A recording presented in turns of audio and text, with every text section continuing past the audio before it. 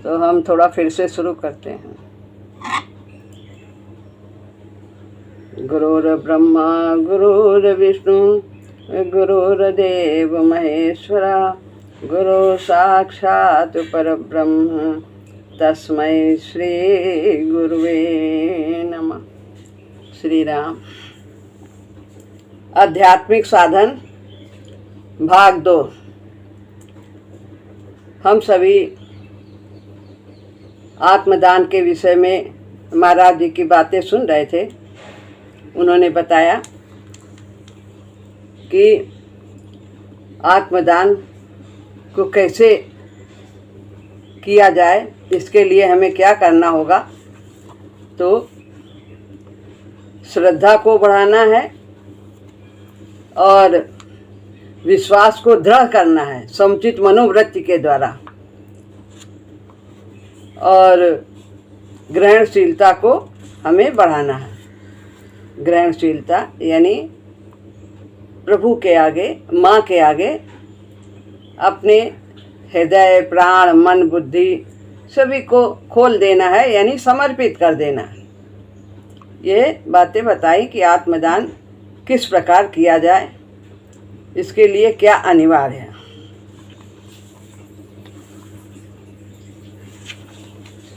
अब हम अभी तक तो साधक का आत्मदान इसके बारे में सुन रहे थे। अब भागवत आत्मदान कैसे होता है इसको हम जानेंगे। यानी महाशक्ति माँ अपना आत्मदान किस प्रकार साधक में करती है। बच्चा पुकारता है तो माँ उत्तर देती है। सांसारिक माँ, बच्चा रोता है, बुलाता है तो कैसे दौड़ी आती है और उसको उत्तर देती, आते हैं और दौड़ कर आती है। बच्चा भुजा उठाए, प्रेम भरी दृष्टि से माँ की ओर निहारता है तो माँ उसे उठाकर छाती से लगा लेती। कैसे, जब हाथ ऐसे उठाता है तो माँ भी दौड़ कर आती है। द्रौपदी ने जब तक अपने बल का सहारा लिया, साड़ी को पकड़े रही, हाथ से पकड़े रही, दांत से पकड़े रही, भगवान नहीं आए। जब उन्होंने दोनों हाथ ऊपर कर दिए और कृष्णा कृष्णा बुलाने लगी, फिर भगवान ने ढेर लगा दिया साड़ी का। कहा है किसी का ने, साड़ी बीच नारी है कि नारी बीच साड़ी है, और साड़ी ही की नारी है कि नारी ही की साड़ी है। इतना ढेर लगा दिया कि साड़ी बीच नारी है कि नारी बीच साड़ी है, और साड़ी ही की नारी है कि नारी ही की साड़ी है। साड़ी साड़ी साड़ी साड़ी। तो जब बच्चा आकुल होकर के पुकारता है तो माँ से रहा नहीं जाता है। वो भुजा उठाए, महाराज जी ऐसा चित्र खींच रहे हैं कि बिल्कुल स्पष्ट दिखाई देता है, प्रतीत होता है, अनुभव होता है कि बच्चा भुजा उठाए, प्रेम भरी दृष्टि से माँ की ओर निहारता है तो माँ उसे उठाकर छाती से लगा लेती है। माँ ऐसा क्यों करती है? रो रहा है, हाथ उठाए है तो उठाए, अभी तो काम कर रही है, कुछ कर रही, लेकिन नहीं, छोड़ छाड़ के। तो माँ ऐसा क्यों करती है? माँ का मातृत्व, माँ का वात्सल्यपूर्ण हृदय उसे बाधित कर देता है। उसमें मातृत्व है। मातृ यानी मातृ प्रेम की भावना है, और बच्चे के प्रति वात्सल्यपूर्ण हृदय है जो उसे बच्चे को गोद में उठाने के लिए, छाती से लगाने के लिए बाधित कर देती है। क्या ऐसा करने को? माता ऐसा किए बिना रह नहीं सकती। इतना ही नहीं, ऐसा करने में उसे आनंद भी आता है। खूब उसे प्यार करती, दुलार करती। उसकी छाती शीतल हो जाती है और हृदय आनंद से विभोर हो जाता है, भूल जाती है काम का। जो कभी इस बाल भाव से माँ से लिपटा हो, वो उस शीतलता तथा आनंद के अस्तित्व की साक्षी दे सकता है। तो सभी बाल भाव में रहे हैं और साधक तो माँ के लिए सदैव बाल भाव में ही रहता है। साधक में बाल भाव रहता है माँ के प्रति। तो जिसने उस का अनुभव किया है छाती से लिपटने का, माँ की छाती से लिपटने का, वो उस आनंद को कभी भूल ही नहीं सकता।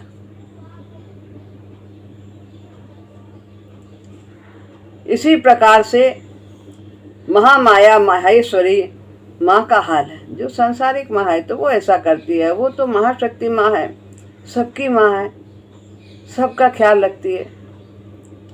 वो अपने अनन्य आकर्षण से हमें सभी को अनंत काल से खींचती चली आ रही है। अनंत काल से क्या थे हम, क्या से क्या हुए, कहाँ तक है।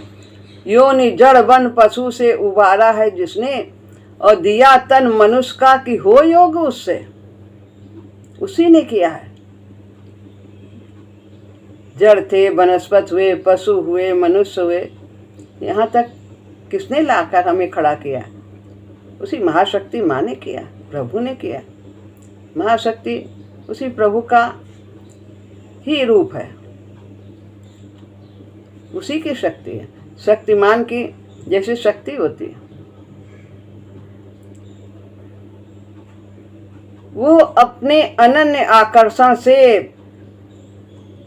कण कण को खींच रही है।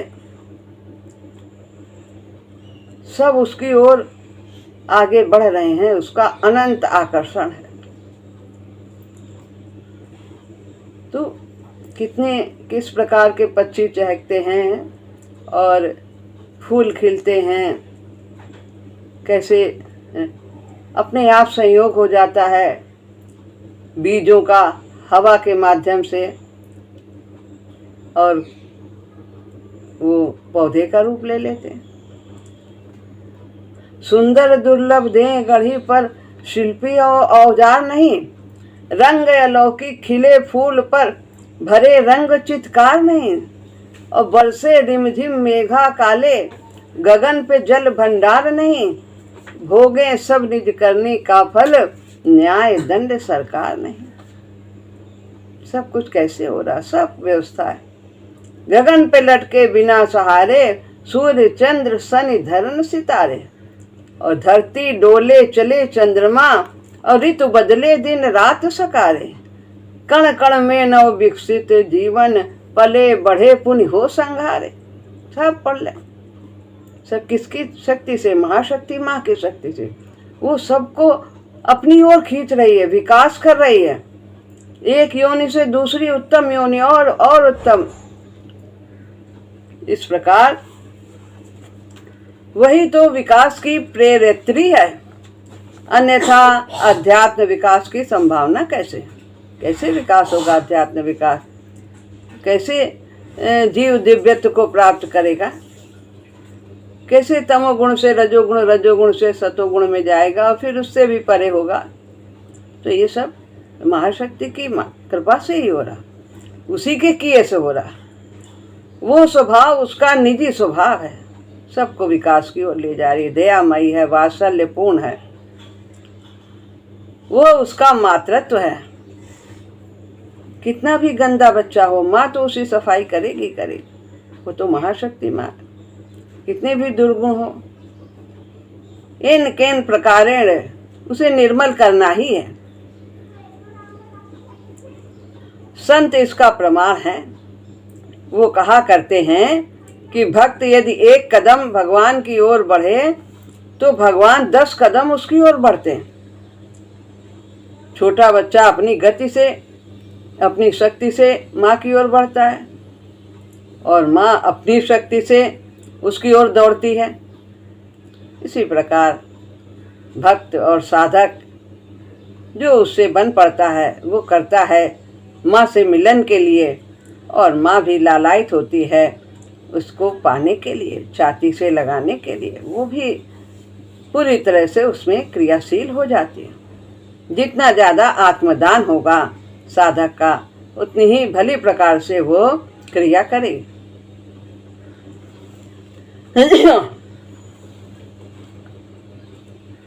इसमें संदेह भी क्या हो सकता है, अनंत का आकर्षण भी अनंत होना स्वाभाविक है।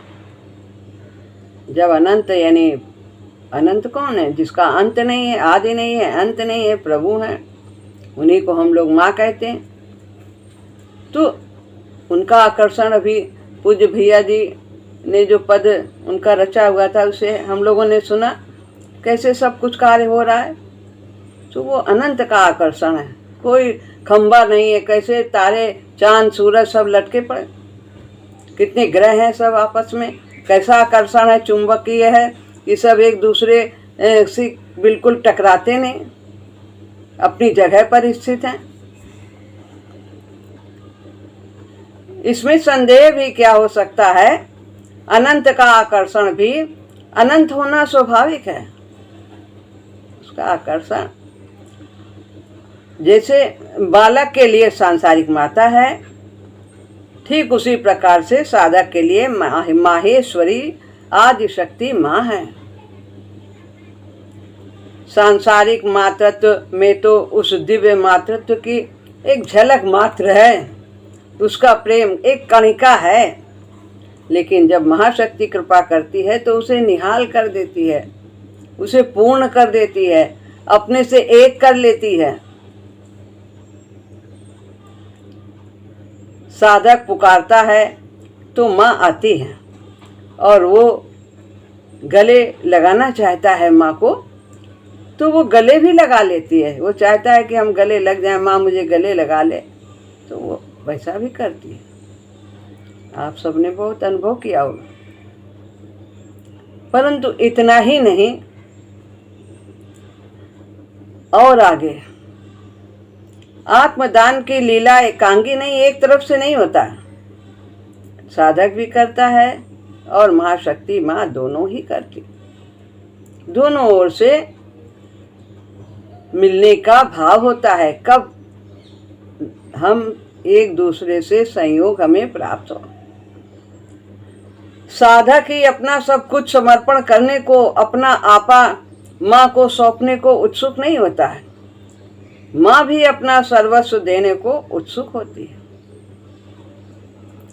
ख्याल कर दे, वो तो उड़ेल रही है सब अपने गुरु हैं, प्रभु हैं, माँ हैं, जो कुछ है प्यार उड़ेल रहे। लेकिन हमारा पात्र कैसा है? हमारा पात्र सीधा है कि उल्टा पड़ा हुआ है? हम कितना ग्रहण कर रहे हैं, ये हमारे ऊपर निर्भर है। तो हमें प्रभु के प्रति समर्पित होना चाहिए। जितना अधिक समर्पित होंगे हम उसके प्रेम का अनुभव करेंगे, अपनेपन का अनुभव करेंगे। अतः दोनों ओर से आत्मदान की पूर्ति ही दिव्यत्व को, महाचैतन्य को अभिव्यक्त कर सकती है। अब प्रभु ने तो इतना कुछ किया है हमारे लिए, कुछ अपने किए नहीं हुआ। जब विभिन्न योनियों से हम यहाँ मनुष्य तक आए, ये सब किसने किया? ये महाशक्ति माँ ही नहीं किया, ये सब उन्हीं की कृपा से हुआ। उन्होंने तो किया। अब हम मनुष्य योनि में आए हैं तो हमें कुछ ऐसे कर्म करने चाहिए, मनुष्य जीवन को साफल्य करना चाहिए, कुछ पुरुषार्थ करना चाहिए। कौन सा पुरुषार्थ? जो गुरुदेव बताते हैं, जो साधन बताते हैं। और हम लोग का तो साधन बहुत ही सुगम है, सरल है और प्रबल है, तत्काल प्रभाव देने वाला है। राम राम जपना है। देखिए कैसे शांत मन शांत हो जाता है, कैसे हमारे दुर्गुण दूर होते चले जाते हैं, उनमें न्यूनता आती चली जाती है और हम धीरे धीरे अपने को कितना बदला हुआ पाते हैं। हम समझ ही नहीं पाते कि इतना बदलाव कैसे आ गया, कब आया। तो दोनों तरफ से आत्मदान होना चाहिए। माँ की ओर से भी होता है, वो तो कर ही रही है, लेकिन साधक को भी प्रयत्नशील रहना चाहिए। जैसा कि पहले गुरुजी ने बताया है, श्रद्धा होनी चाहिए, ग्रहणशीलता होना चाहिए, संतोष होना, विश्वास होना, अभिप्सा, ये सब साधन के आवश्यक अंग हैं। इसीलिए इन्हें पहले बताया है, फिर आत्मदान का चैप्टर रखा।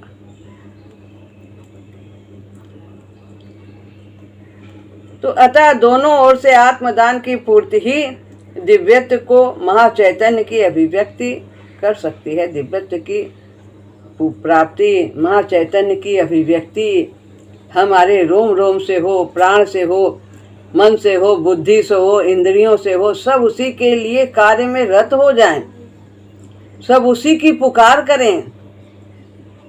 आगे आएगा कि अभी तक तो निजी तृप्ति में ही सब लगे थे, लेकिन जब साधक साधन करने लगता है, जग जाता है, आत्मा जग जाती है, तो फिर वो सभी ये जो हमारे सेवा, हमारी सेवा के लिए मिले हैं, ये सब हमारे यंत्र हैं, मन बुद्धि इंद्रियां आदि, ये सब प्रभु की ओर स्वतः ही धीरे धीरे प्रभु रूप होते चले जाते हैं, प्रभु के कार्य में लगते चले जाते हैं, प्रभुमय होते चले जाते हैं।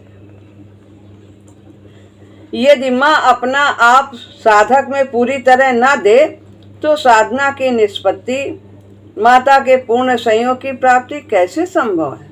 तो माँ तो कर ही रही है अपना काम। यदि केवल साधक के हाथ की बात है, साधक सोचे मैं कर लूँगा, तो ये ऐसा असंभव है, वो अकेले नहीं कर सकता है, कमी रह जाएगी। कितना भी विवेक हो, लेकिन फिर भी स्वयं का किया हुआ वो उस स्थिति पे नहीं पहुंच सकता है कि हम पूर्ण रूप से निर्मल हो जाएं। झाड़ू के निशान रह ही जाते। साधक अपना सर्वस्व देने को लालायित है और माँ भी साधक पर न्यौछावर हो जाने को। दोनों ओर से स्वीकृत होने पर ही बात आगे बढ़ सकती है। माता साधक के समर्पण को स्वीकार करे और उसको अपना ले, और साधक माता के आत्मदान को स्वीकार करे कि हाँ, माँ ने इतना किया है, बहुत किया है, इतना किया है, इतना परिवर्तन हो गया, किसके किए हुआ, उसी के किए हुआ है। ये है, उसके आत्मदान को स्वीकार करे, अनुभव करे कि वो हमारे लिए क्रिया कर रही है, तभी तो कृतकृत्यता संभव है।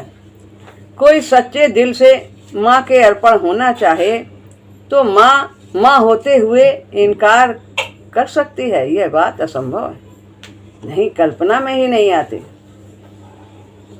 कैसे भगवान आ गए, कितने उदाहरण हैं।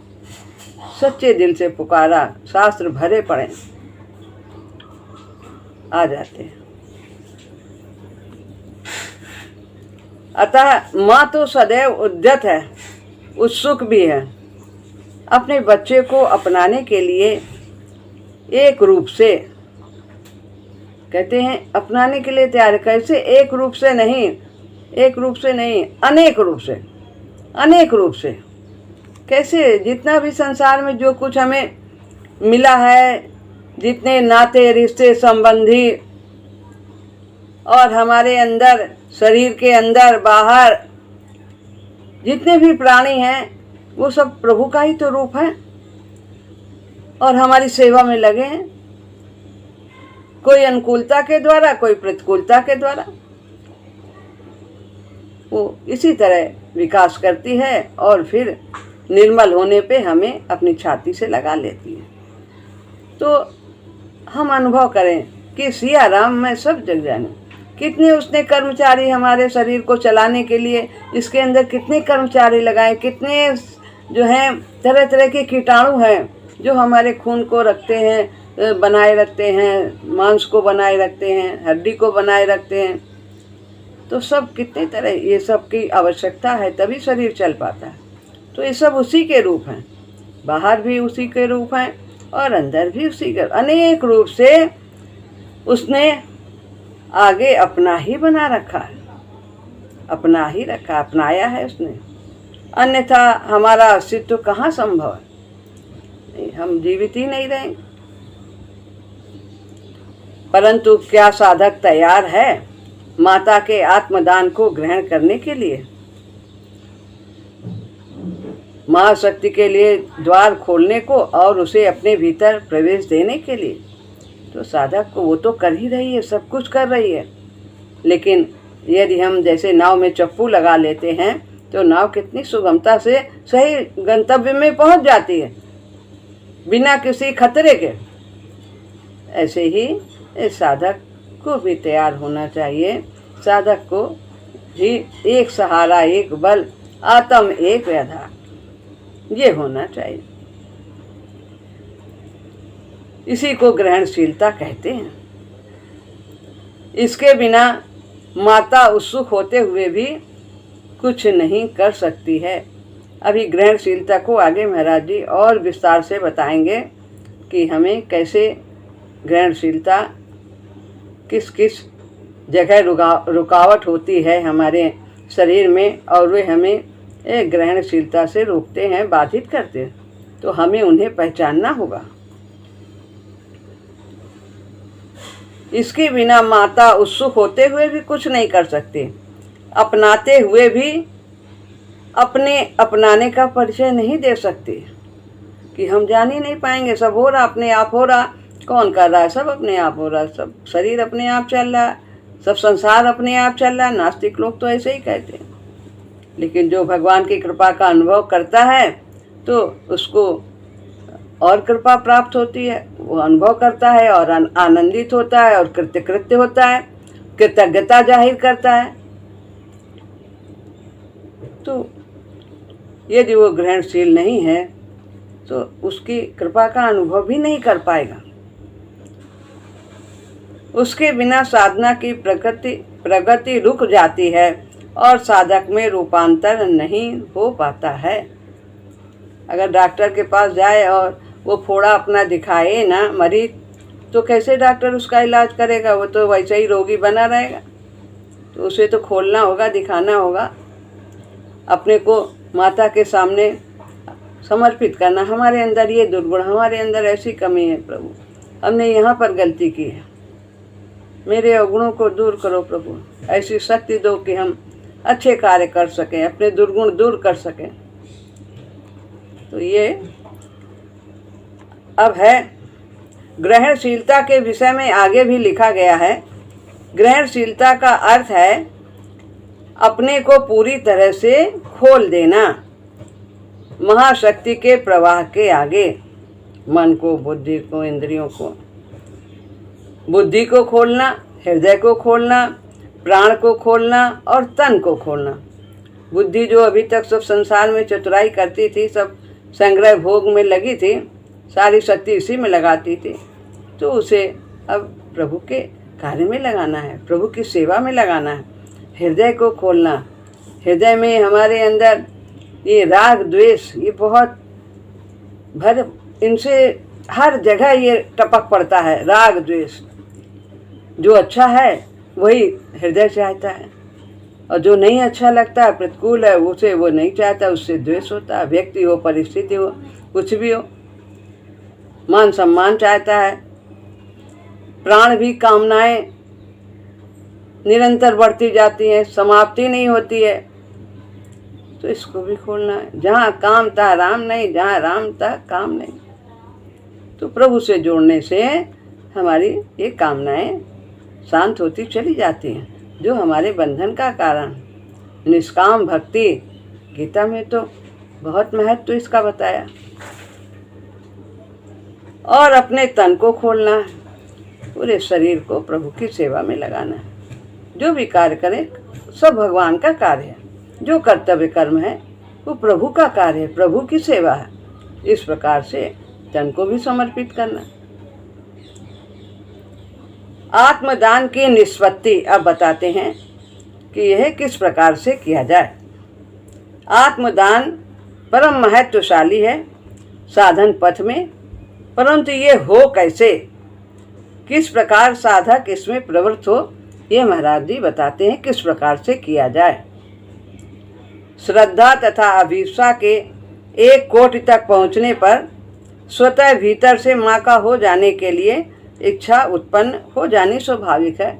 ये पहले भी इन बातों को बताया है और इसे फिर महाराज जी दोहराते हैं कि जब जैसे बताया कि आम जब परिपाक की स्थिति में हो जाता है तब उसे पाल में लगाया जाता है ताकि वो फिर अच्छी तरह से पक जाए। पहले लगा देंगे तो सड़ जाता है।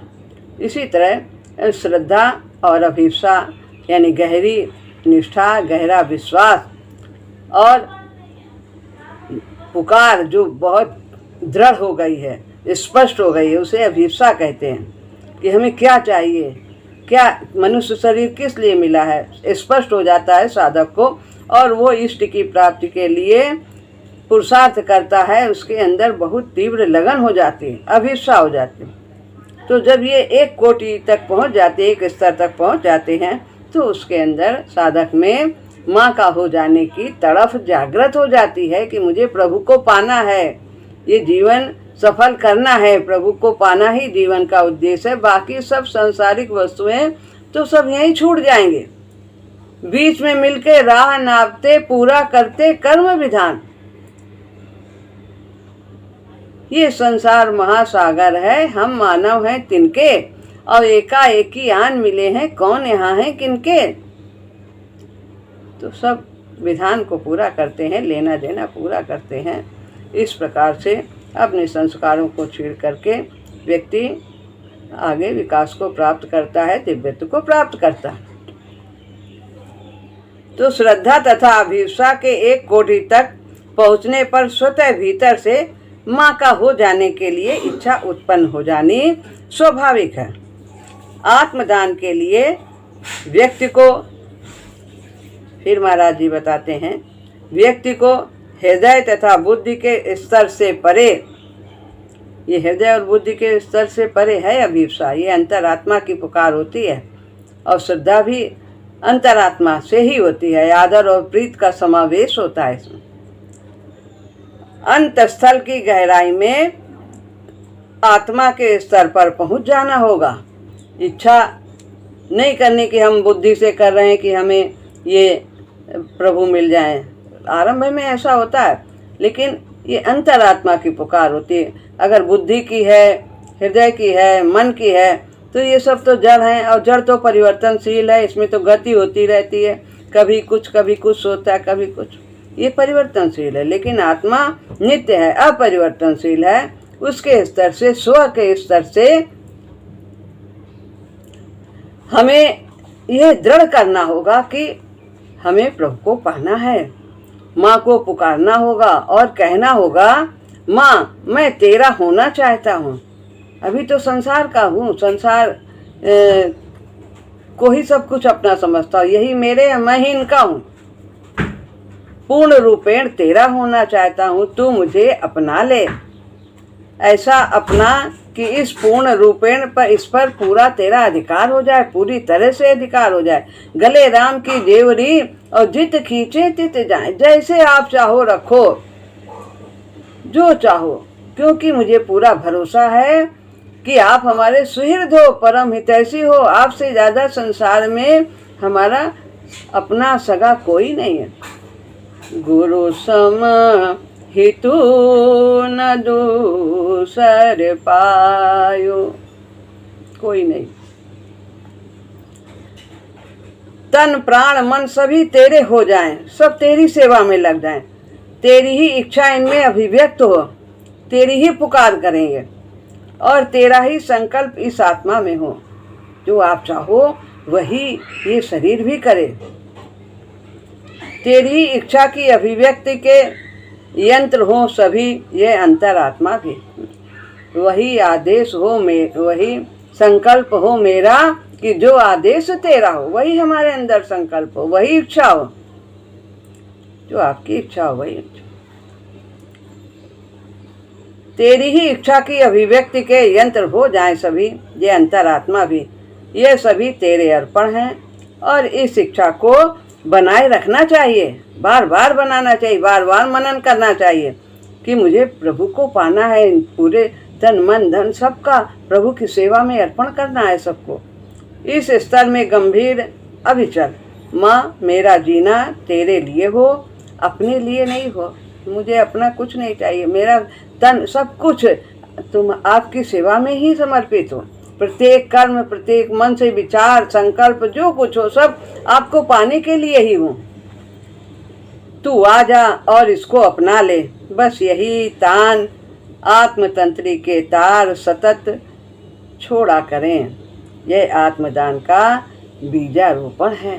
ऐसे इसको आरंभ करना होगा हमें, और फिर बाद में दृढ़ करना। बीज तो पड़ जाता है, लेकिन उसके बाद में देखभाल करनी होती है, निराई करनी होती है, जानवरों से रक्षा करनी होती है, विकारों से बचाना होता है, सब कुछ इस तरह से साधक को। तो इसे अभी इस तरह से हमें अपने अंदर यह महाशक्ति का बीजारोपण करना है, उसकी कृपा का आरंभ करना, अनुभव करना है, उससे प्रार्थना करनी है। तो ये इसके आगे कल फिर पुनः आरंभ होगा। श्री राम राम।